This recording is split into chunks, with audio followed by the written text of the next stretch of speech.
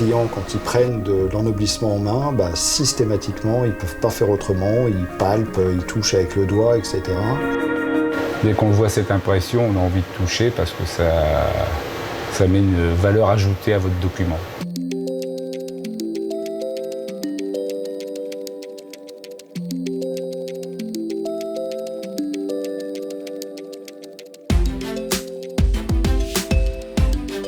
Chez Reprocolor, c'est toujours plus de prestations, toujours plus de services.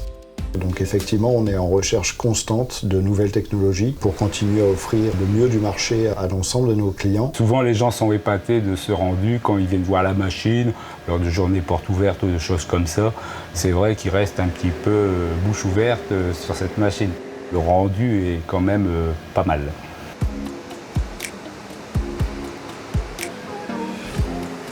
Avec cette technologie, on vient apporter vraiment un critère différenciant par l'ennoblissement, par le vernis, par le foil. Le foil, c'est un support métallique qui est chauffé et qui vient faire le transfert sur la feuille. On a du bleu, du rose. Le plus répandu, c'est de l'or ou de l'argent. Il y a une gamme qui existe assez large. L'or, c'est ce qui a le plus de succès pour les clients? En grosse majorité, oui.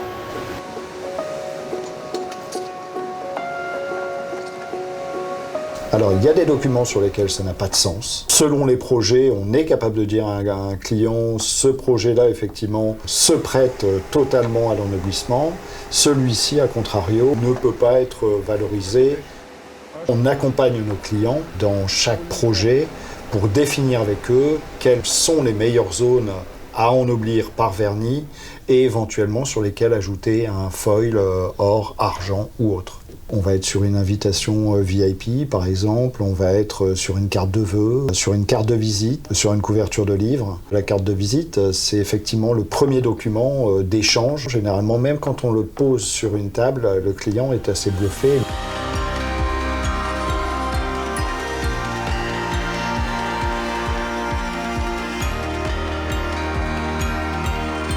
C'est une prestation supplémentaire, somme toute avec une approche coût qui reste tout à fait raisonnable.